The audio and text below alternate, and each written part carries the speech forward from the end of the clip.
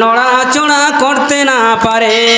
এমন সময় নিষ্ঠুর উমাইয়া সে এসে বলছে, বেলাল রে, তুই যদি নবীর কলমাকে না ছাড়িস তাহলে বেলাল তোর এই রূপ ছটপট করতে করতে তোমার জীবন শেষ হয়ে যাবে। বেলাল সেই সময় বলেছিল, আল্লাহু আহাদুন আল্লাহু আহাদুন। আবার সে নিষ্ঠুর আবু জেহেল আবার তাকে ধরে নিল। উমাইয়া আবু জেহেল, সে উমাইয়া বিন খালফ, তারা ধরে নিল বেলালকে নিয়ে। তখন রাত্রির বেলায় লোহার শিকল দিয়ে বাঁধল একটা খাম্বাতে। বানার পরে বেলালকে মারতে আরম্ভ করল। একবার মারে আবু জাহাল আর একবার মারে উমাইয়া। মারতে মারতে তাদের সে শক্তি সীমা পর্যন্ত মারে। তিনবারের বেলা আর একজনের পালা পড়ে। বেলাল আহাদ আহাদ বলে। এবার যখন বেলাল মার খেয়ে খেয়ে যখন বেহুশ হয়ে যায়, তখন বেলালকে সে তার পায়ে রশি বেঁধে দিয়ে মরুভূমির বালুতে টানতে আরম্ভ করে দেয়। উটের পায়েল বেঁধে দিয়ে বেলালকে টানতে আরম্ভ করে দেয়। বেলালের সারা শরীর ক্ষত বিক্ষত হয়ে যায়, সহ্য করতে পারে না। এই সময়তে হযরতে শুধু তাই নয়, হযরতে খাব্বাবকে তিনাকো ধরে এরূপ শাস্তি দেয়।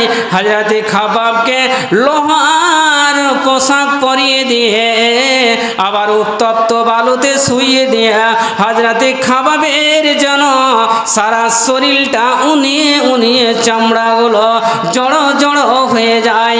তাই কবি বলছেন, দেখো কেমন ঈমান এনেছে আমার নবীর সাহাবারা, সে নবীজির সাহাবারা। দেখো কেমন ঈমান এনেছে আমার নবীর সাহাবারা, সে যুগের সাহাবারা। হযরত বেলাল এনেছে ঈমান কতই কষ্ট করে। হযরত বেলাল এনেছে ঈমান কতই কষ্ট করে। মরুভূমির গরম বালুতে তাজা রক্ত ঝরে, তব বেলাল ছাড়েনি ঈমান পড়ে লা ইলাহা ইল্লাল্লাহ। দেখো কেমন ঈমান এনেছে আমার নবীর সাহাবারা, সে যুগের সাহাবারা। হযরত খাব্বাব এনেছে ঈমান কতই কষ্ট করে। হযরত খাব্বাব এনেছে ঈমান কতই কষ্ট করে। কাফেরেরা পাথর মারে, বুকে আঘাত করে, পিছন দিকে থেকে তাকালে পারে দেখা যায় খাব্বাবের বুকের সিনা। দেখো কেমন ঈমান এনেছে আমার নবীর সাহাবারা, সে যুগের সাহাবারা। ভাই আপনারা কেউ নড়চড় করবেন না। বেলালের ঘটনা আমি একটা বলছি, আপনারা ধীরস্থিরভাবে শুনুন। এই ঘটনা আপনারা সুন্দরভাবে শুনলে আপনাদের ঈমানের স্পিডটা বাড়বে। আজকে আমার বক্তব্য রয়েছে ঈমান সম্বন্ধে। তো হযরত বেলাল মরুভূমির মাটিতে পড়ে আছে, শব্দ বলছে কি? আহাদ আহাদ, আল্লাহ আল্লাহ বলে শব্দ বলছে। আবু বকর বেলালের শব্দ শুনে আল্লাহর নবী বিশ্ব নবীজি মসজিদে নববীতে বসে আছেন। দৌড়তে দৌড়তে এসে আল্লাহর নবীজিকে বললেন, আবু বকর বলে আহ্বান নবীজি গো, আপনার বেলালের জন্য কষ্ট সহ্য হচ্ছে না এবং তারা মেরে ক্ষত বিক্ষত করে দিয়েছে সারা শরীরকে, মরুভূমির বালুর উপরে শুয়ে আছে আর বেলাল যেন জোরে জোরে বলছে আল্লাহ আল্লাহ। আল্লাহর নবীজি হযরতে আবু বকরকে বললেন, আবু বকর তুমি যাও আমার বেলালকে বলে দাও বেলাল যেন জোরে জোরে করে আল্লাহকে না ডাকে, আল্লাহর শব্দগুলো না বলে, আস্তে আস্তে করে বলে। এমন সময়তে একদিন আল্লাহর নবীজি মসজিদে নববীতে নামাজ পড়ার পর সকল সাহাবীকে বললেন, হে আমার সাহাবীরা রে, বেলালকে তোমরা কে খরিদ করতে পারবে? বেলালকে কে আজাদ করতে পারবে? মুশরিকের গোলাম হয়ে আছে এবং তার প্রতি অনেক অত্যাচার জুলুম অত্যাচার হচ্ছে, উৎপীড়ন হচ্ছে। হে আমার সাহাবীরা তোমরা শোনো, বেলালকে তোমরা এমন কে আছো হে যে তোমরা বেলালকে খরিদ করে নিতে পারবে?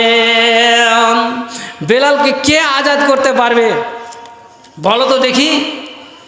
হযরতে আবু বকর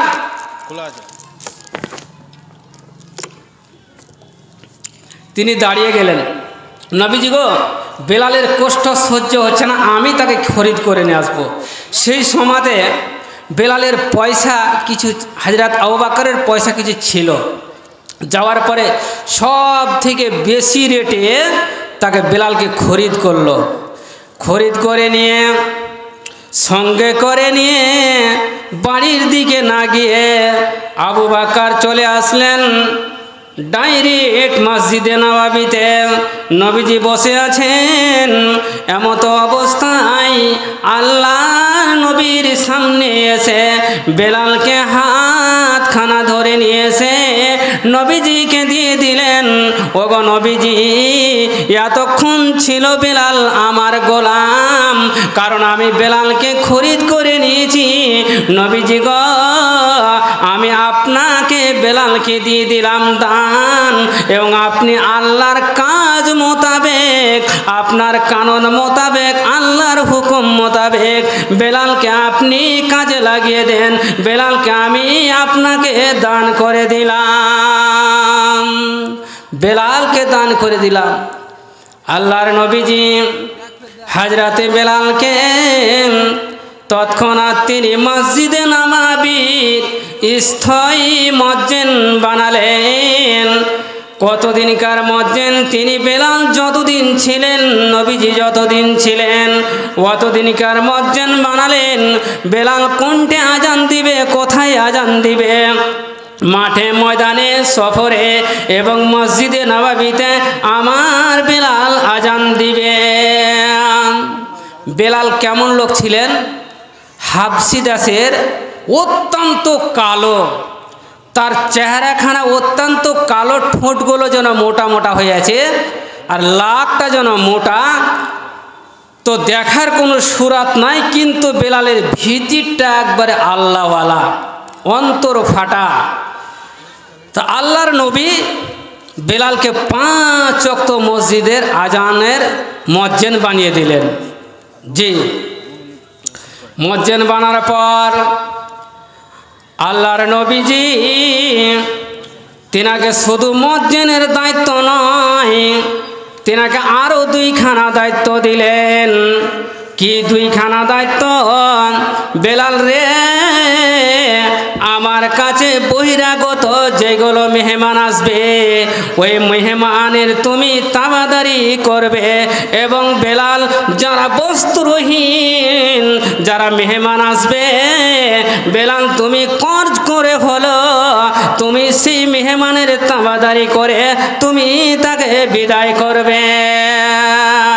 জি, আজকাল আমাদের বাড়ির কুটুম এসেছে না, আজকে জালসার দিন, তো আমরা কি করব, মেহমানকে কি সুন্দর করে যত্ন করে পড়াবো কিনা বলেন? পড়াবো তো। তো ওইরূপভাবে আল্লাহর নবী বেলালকে 2খানা আরও দায়িত্ব দিলেন। কি? যে বেলাল বস্ত্রহীন যদি কোনো ব্যক্তি আসে আমার কাছে, তো তুমি ঋণ করে হলে পরিশোধ করে হলো তাকে কি করে পরিশোধ করে তাকে কাপড়গুলো দিয়ে পাঠাবে। আর যেগুলো ভোখা মেহমান আসবে সেগুলোকে তুমি ভোখাকে নির্মাণ করে তুমি তাকে পাঠায়ো। ভাই বন্ধুরে আমার, বেলাল এবার ধার কর্জ নিলেন, এক দুই কানে দুই দোকানে।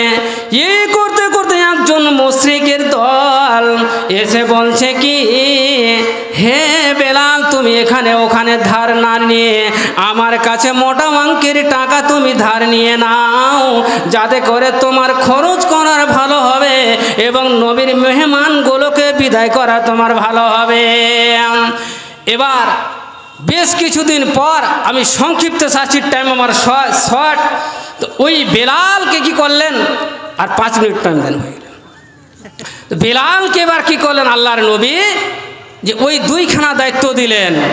এবার বেলাল রাদিয়াল্লাহু তাআলা আনহু কর্জ করতে করতে অনেকগুলো কর্জ হয়ে গেছে, ওই মুশরিকের কাছে ঋণ হয়ে গেছে।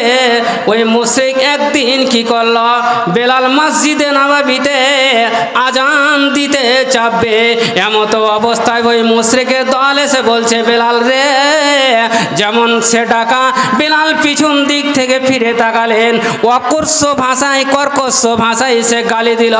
বেলাল ভাবছে, তুমি শোনো, এখন মাসের কয়দিন আছে বাকি বলো।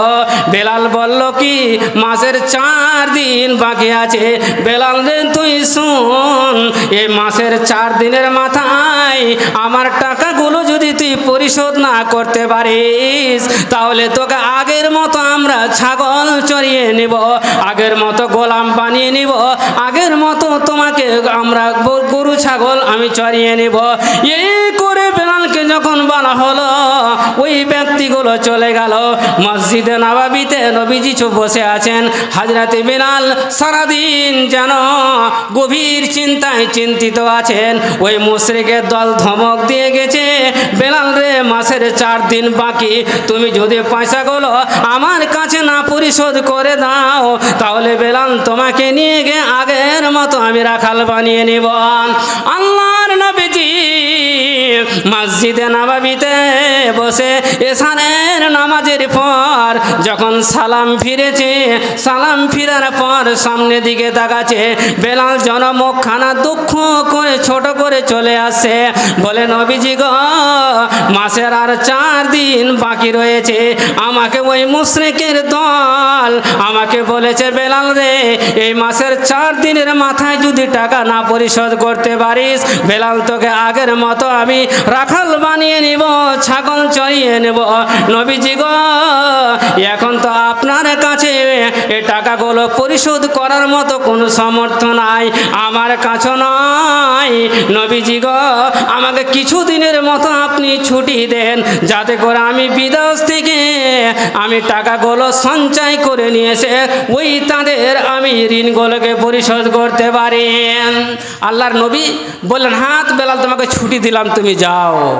হযরতে বেলাল বাড়ি গিয়ে সামানগুলো যেন ব্যাগে ভরলেন, তার ঢালখানা যেন ব্যাগে ভরলেন, ব্যাগে ভরে দিয়ে সকালবেলায় বসে আছে। এমত অবস্থায় আল্লাহর নবীজি ফজরের নামাজের পর একজন ব্যক্তিকে দ্রুত গতিতে পাঠিয়ে দিলেন ওই বেলালের কাছে। বেলাল রে, আল্লাহর নবীজি আপনাকে এখনই ডাক মেরেছে। বেলাল আসলেন, আসার পরে দেখতে পেলেন মসজিদে নববীর সামনে 4খানা উট দণ্ডমান সে বসে আছে, মাল সহ বসে আছে। আল্লাহর নবীজিকে হযরত বেলাল বললেন, নবীজি গো, আপনি বলেন তো, এই উটগুলো কোথা থেকে আসলো? 4খানা উট সামান সহ কোথা থেকে আসলো? নবীজি বললেন, বেলাল রে, আল্লাহ রাব্বুল আলামিন আপনার জন্য এবং আমার জন্য জন্য আল্লাহ সহনবিতা করেছে। ফেদাকের এক বাদশাহ এই 4খানা উটকে দিয়ে বটালছে এবং বেলাল তুমি এই 4খানা উটের সামানগুলোকে যারা যারা পাবে তাদেরকে তুমি দিয়ে দাও। আল্লাহর নবীজি ওই মসজিদে বসে থাকলেন, বেলাল একের পর এক পরিশোধ করে আসলেন। আসার পরে আল্লাহর নবীজি বললেন, বেলাল রে আর কি কিছু অবশিষ্ট থাকলো নাকি? নবীজি বললেন বেলাল রে আর কিছু অবশিষ্ট থাকলো নাকি? বেলাল বলছে নবীজি গো কেউ অল্প কিছু মাল রেখে থেকে গেছে। নবীজি বলছেন বেলাল যারা সে বিধবা রয়েছে, মিসকিন রয়েছে, ইয়াতীম রয়েছে, তাদেরকে তুমি এই মালগুলোকে বন্টন করে দাও, মালগুলো বন্টন করে দাও। তো দেখেন আল্লাহর নবীজির সাহাবীদের কিরকম ঈমান ছিলেন, ঈমানের স্পিড ছিলেন। দয়াল রহমান কে পারে বুঝিতে তোমার শান, দয়াল রহমান কে পারে বুঝিতে তোমার শান। তুমি জিন্দাকে মারতে পারো, মুর্দাকে দাও জীবন দান, কে পারে বুঝিতে তোমার শান, দয়াল রহমান কে পারে বুঝিতে তোমার শান। তুমি আয়ুব নবীকে কষ্ট দিলে সর্বাঙ্গা জুড়িয়া, তত্ত্ব ছেড়ে বনে গেলেন আল্লাহ আল্লাহ বলিয়া, বনে গেলেন বনের শিকার তবু মহায়াসান, কে পারে বুঝিতে তোমার শান, দয়াল রহমান কে পারে বুঝিতে তোমার শান। তুমি ইউসুফ নবীকে কূপের ভিতর ফেলে তার বাইরাম, কে বা তারে অন্ধকারে দিয়েছিল পরাম, ইউসুফ নবীকে বাসাই দিয়ে জেলে খাকে করলো দান, কে পারি বুঝিতে তোমার শান, দয়াল রহমান কে পারি বুঝিতে তোমার শান। বাপ মা ছাড়া পিতা আদম বানাইলি নিজাতে, বাপ মা ছাড়া পিতা আদম বানাইলি নিজাতে, পিতা ছাড়া পুত্র দিলেন মারিয়ামের গর্ভতে, কে বা এমন কারিগরি, কে বা এমন মহাজন, কে পারি বুঝিতে তোমার শান, দয়াল রহমান কে পারি বুঝিতে তোমার শান। তুমি জিন্দাকে মারতে পারো, মারার পরে দিতে যান, কে পারি বুঝিতে তোমার শান।